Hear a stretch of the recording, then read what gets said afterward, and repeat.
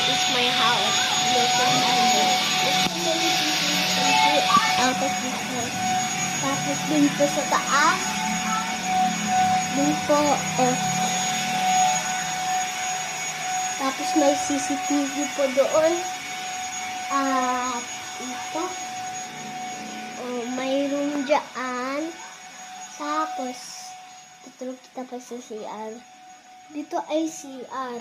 Tapos yung bathroom din, dun sa baba. Tapos may meron dyan. Tapos yun ang bedroom natin. Tapos pag bumaba natin,